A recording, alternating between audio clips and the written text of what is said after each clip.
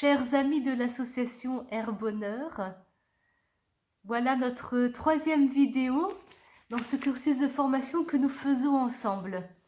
Le thème de cette vidéo est « Se donner comme Jésus ». Si vous voulez, nous allons voir dans l'Écriture la façon dont Jésus s'est donné pour apprendre à nous aussi nous donner et donner notre vie comme le Christ a donné sa vie. Pour cela, je vous propose que l'on puisse regarder Jésus au moment du jeudi saint, c'est-à-dire dans Matthieu, Marc, Luc et Jean, les passages qui font référence à ce que Jésus a vécu avec ses disciples le jeudi saint.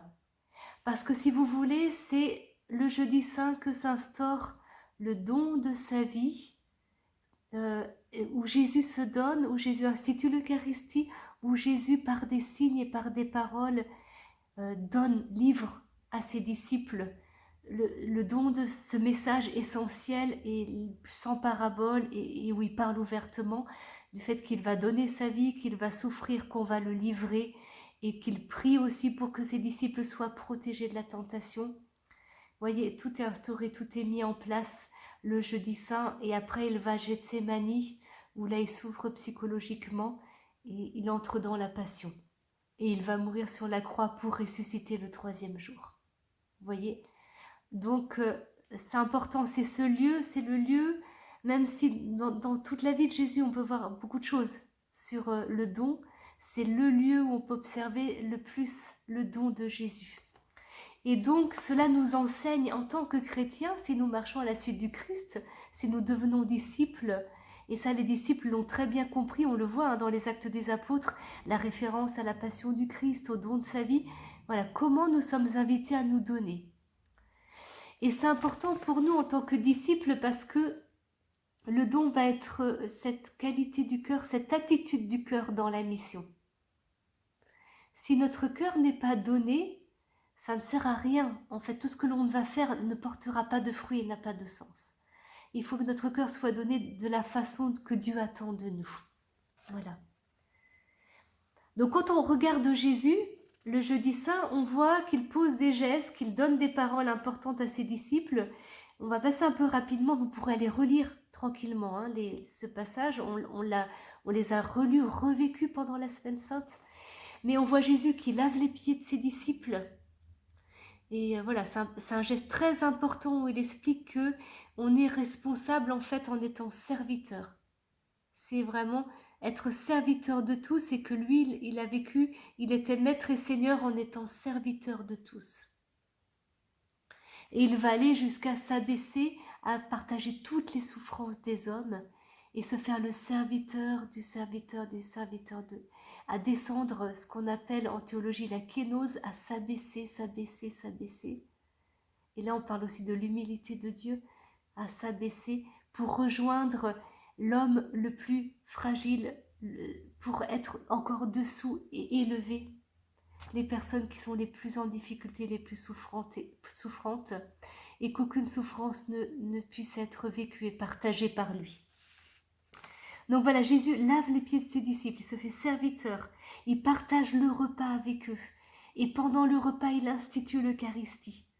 Il livre son corps, il livre son sang pour demeurer avec nous.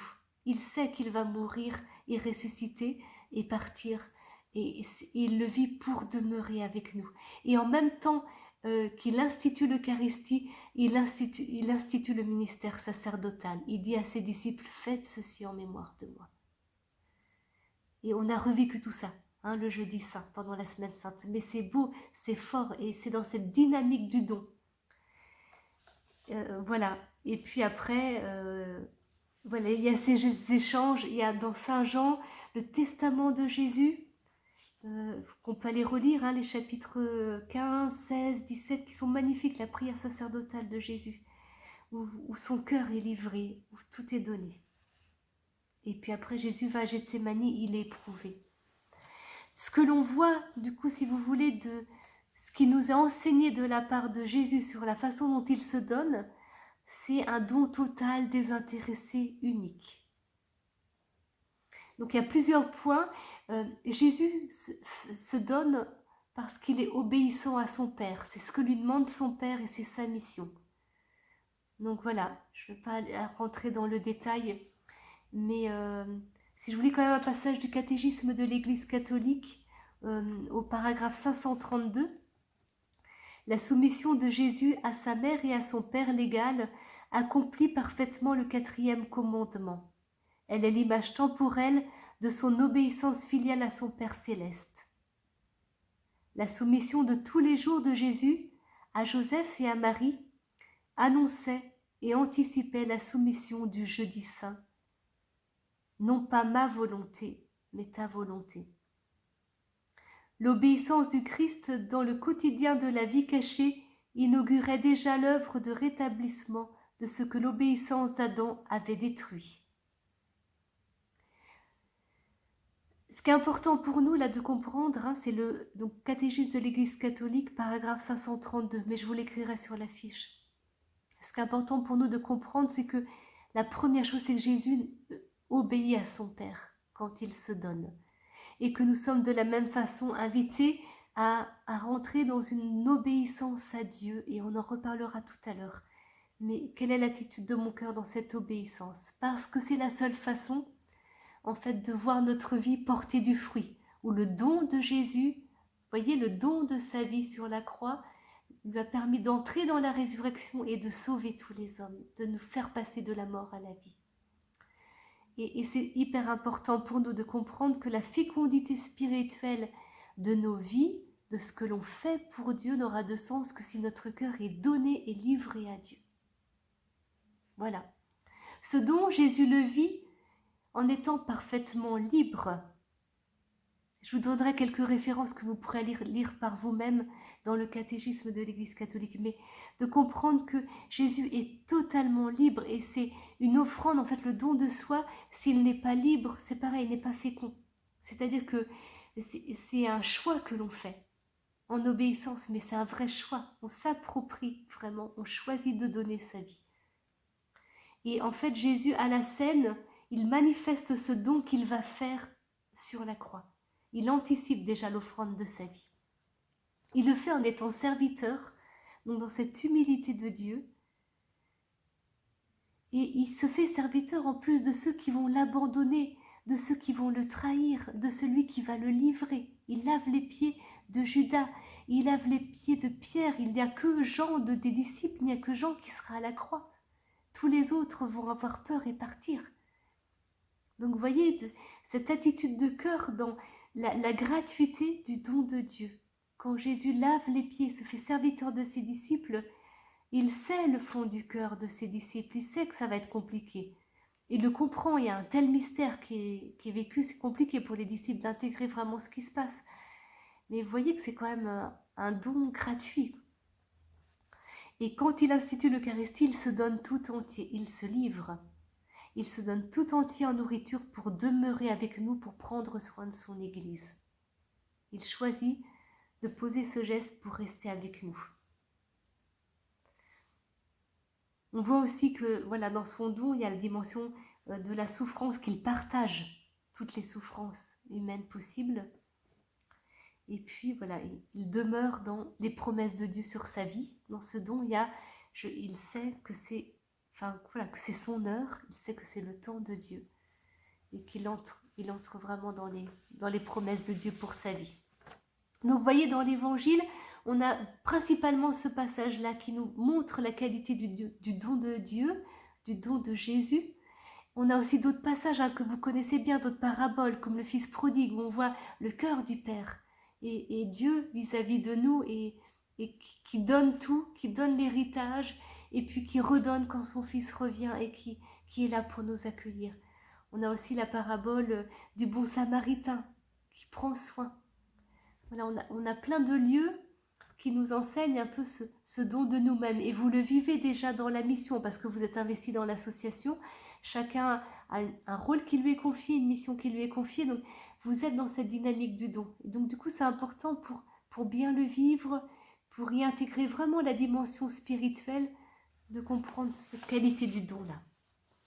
Voilà, Jésus se donne et nous sommes invités pour que notre vie porte du fruit en abondance. Oui, c'est vraiment le passage de Jean 15 sur je suis la vigne, vous êtes les sarments. Celui qui demeure en moi portera du fruit en abondance. Tout ce qui nous est dit du fait de demeurer en Dieu et de la fécondité. Mais voilà, c'est pour que nous puissions porter du fruit, pour que nous puissions nous donner et que nous donnions dans des choses qui vont porter du fruit pour le royaume. Alors voilà, dans une seconde partie, je vous propose qu'on puisse regarder ensemble, plus précisément pour nous, quel est ce don auquel nous sommes invités. D'abord, il nous faut, il me semble, pour que notre vie elle porte du fruit, il nous faut réaliser que il n'y a que à travers le don que nous pouvons donner un sens à notre vie. On le voit des parents, enfin on grandit, on devient adulte, un couple voilà, qui se choisissent mutuellement, ils vont se donner l'un à l'autre et porter la vie. Et se donner pour leurs enfants. Et vous voyez, il y a plein de... on comprend que c'est le seul moyen pour nous, enfin vraiment le seul lieu où notre vie peut se dilater, s'élargir et se déployer. C'est à travers le don. Mais voilà, il nous faut aussi réaliser que pour obéir à Dieu, pour entrer dans notre vocation, dans notre appel propre, obéir à Dieu, il nous faut réaliser à quel point nous avons besoin profondément de faire confiance à Dieu. De réaliser que Dieu est notre Père, je peux lui faire confiance, il me connaît mieux que moi-même, il sait les projets et les plans qu'il a pour ma vie, il sait le potentiel que j'ai en moi, humainement, spirituellement, ce que je peux donner, et je fais confiance à Dieu. J'apprends à faire confiance à Dieu, j'apprends à me laisser aimer. Et vous voyez, là, quand je vous parle, on est pendant le temps pascal, on n'entre pas qu'est la Pentecôte. Et c'est un temps qui est précieux pour nous les chrétiens. On a 50 jours pour se laisser aimer par Dieu, pour laisser la lumière de la vie, de la résurrection, la joie de la résurrection envahir profondément notre cœur, habiter profondément notre cœur et chasser tout ce qui ne serait pas dans la joie, venir visiter tout ce qui n'est pas dans la joie. Là où il n'y a pas cette joie de la résurrection, ce qui freine la joie en moi, et souvent ce sont des lieux où je ne me laisse pas aimer par Dieu, j'ai du mal à accueillir la confiance que je peux avoir en lui, sur le fait qu'il me conduise, que je peux lui faire confiance, lui obéir, qu'il m'aime et qu'il veut mon bien. On projette tellement de fausses images sur Dieu, on a tellement de peur que finalement il veuille pour moi la souffrance. Il y a tellement de choses qui sont liées à un héritage un peu chrétien, voilà, qui vient des histoires des saints, de plein de choses, où la vie chrétienne c'est la souffrance par exemple. Voilà, ou des fausses images, on projette sur Dieu les images qu'on a eu de notre Père qui était absent, ou qui n'était pas là, enfin, ou qui savait pas manifester son affection, enfin, ou qui était dur. Voilà, on projette plein de choses sur Dieu. Donc, la première chose, c'est d'avoir confiance en Dieu. Et de prendre le temps de se mettre sous le regard du Père et de faire un peu une auto-évaluation de cela dans notre cœur. Est-ce que j'ai vraiment confiance que Dieu m'aime et que son plan d'amour est vraiment pour l'amour et la vie pour moi? Ensuite, c'est de réaliser que Dieu nous donne le vouloir et l'agir, comme nous dit la lettre aux Philippiens au chapitre 2, verset 13. Dieu est là qui opère en vous à la fois et le vouloir et l'opération même au profit de ses bienveillants desseins. C'est-à-dire que Dieu nous donne et le vouloir et l'agir. Il met des désirs dans notre cœur et il y a un moment où il va combler ces désirs. Ces désirs nous préparent à accueillir le don qu'il veut nous faire. Alors après, c'est dans les mystères de Dieu, dans son temps. Enfin, il y a des choses qu'on peut mettre en place, puis il y a le temps de Dieu où on sent que là, il ouvre des portes et il met en place les choses dans notre vie. Il nous donne le vouloir et l'agir. Ensuite, il nous faut comprendre que Dieu nous permet de nous donner librement. Il nous apprend, surtout, pardon, pas permettre, mais il nous apprend à nous donner librement. C'est-à-dire que on ne vient pas prendre en nous. On apprend à vraiment à donner. C'est vraiment un acte de notre cœur. Il y a une vraie adhésion de notre volonté et à ce que l'on donne et à ce que l'on fait. Enfin, c'est important de se dire que Je ne peux aimer que librement et je ne peux me donner que librement. Et même si je sens qu'il y a quelque chose qui me contraint, je dois à un moment faire le chemin dans mon cœur d'adhérer pleinement. On me demande quelque chose qui me fait pas envie, ou je sens que Dieu me pousse à accepter tel emploi, telle mission, et qu'a priori c'est pas quelque chose qui m'attire, de faire le choix de passer le cap, vraiment de pas y aller par obligation si vous voulez, mais de sentir que dans mon cœur, je, je choisis ça, j'y adhère et j'accepte de me dépasser, j'accepte de rentrer dans une nouveauté, quelque chose que peut-être je ne connais pas, en me disant que je suis bien libre, si ça ne me convient pas, d'arrêter à un moment donné et de dire stop. Mais voilà, je sors de mes habitudes, je sors de ma barque pour marcher sur l'eau, voyez. Mais ces gestes-là, ce que l'on vit là, ne peut se faire que librement. Donc librement, donc il y a la liberté, hein, donc l'obéissance à Dieu dans la confiance. Dieu nous donne le vouloir et l'agir. Dieu nous apprend à nous donner librement et nous apprend aussi à nous donner gratuitement. À ce qu'on accepte de ne pas maîtriser, de ne pas avoir de mainmise ou de maîtrise sur le don que l'on fait. Même les dons, par exemple, financiers ou d'entraide, enfin d'un ami, voilà, on donne, après la personne a fait ce qu'elle veut du don qu'on lui fait. Mais c'est une dimension souvent qui n'est pas si simple, voilà, de ne pas être jugeant derrière. Je l'entends par exemple, de temps en temps, par exemple, par rapport à des personnes sans domicile fixe dans la rue. Il y a des personnes qui vont donner de l'argent et qui vont dire j'espère qu'il va bien l'utiliser pour manger, mais pas pour aller boire. Mais ça ne me regarde pas. Moi, je fais le don gratuitement et généreusement. J'ai envie d'aider l'autre. Mais après, ce qu'il en fait, les choix qu'il fait pour sa vie, ça le regarde lui. J'ai pas... voilà, je donne gratuitement, si vous voulez. Et il y a quelque chose qui est libérateur pour nous et qui vient travailler aussi notre cœur, de savoir que on apprend à donner gratuitement, de plus en plus. Et puis Dieu nous fait rentrer aussi dans une humilité, mais l'humilité véritable. L'humilité, en fait, si vous voulez, que Jésus vit quand il se fait serviteur et dans laquelle il nous fait entrer, c'est reconnaître d'abord l'humilité, c'est d'abord reconnaître que nous avons besoin de Dieu, que par nous-mêmes nous ne pouvons rien faire, que nous avons besoin de Dieu. Une fois que j'ai reconnu que j'ai besoin de Dieu, c'est reconnaître mes compétences, reconnaître le potentiel qu'il y a en moi dans ma vie et reconnaître aussi mes limites. Là où j'ai plus de mal, dans la charité, dans tout ce que l'on veut.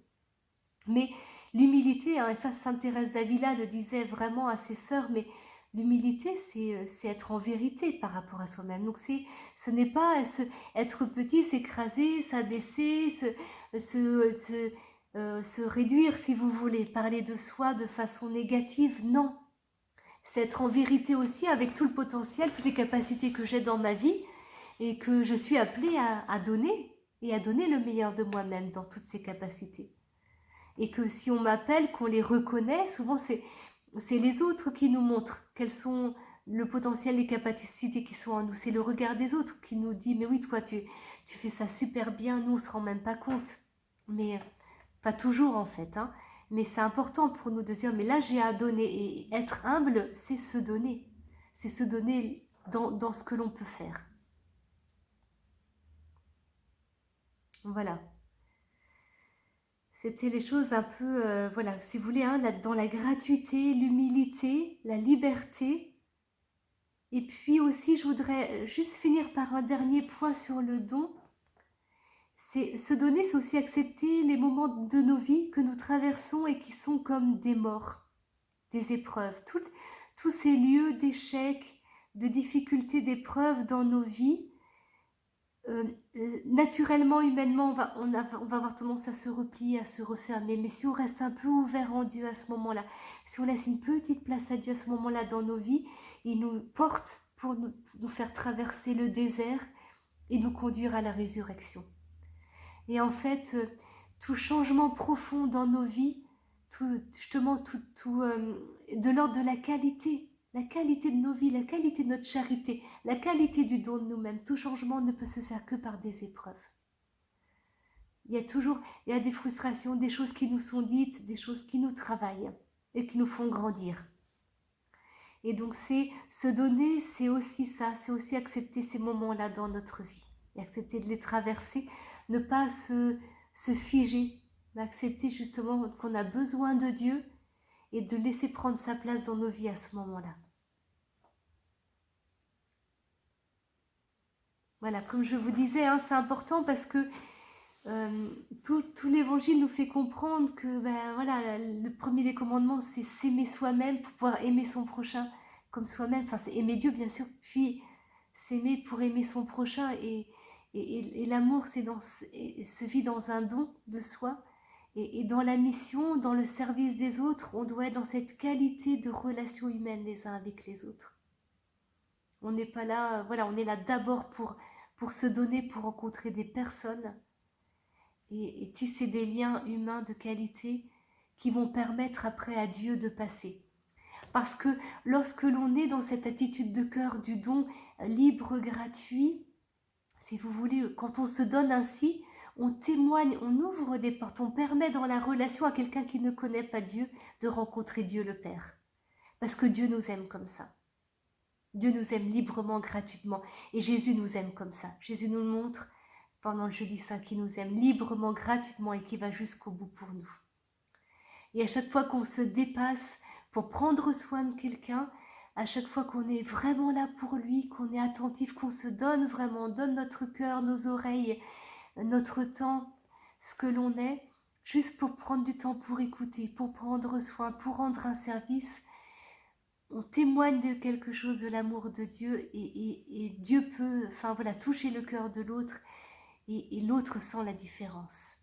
Et peut nous poser après des questions sur mais je sens qu'il y a quelque chose en toi qui te fait vivre. Et on témoigne de la joie de se donner, de la joie de croire. Voilà, c'était l'encouragement du jour. Si vous avez des questions, n'hésitez pas à les noter. On aura des occasions, Sylviane vous expliquera, mais des occasions de revoir ensemble vos questions, d'approfondir. Voilà. Je vous embrasse tous.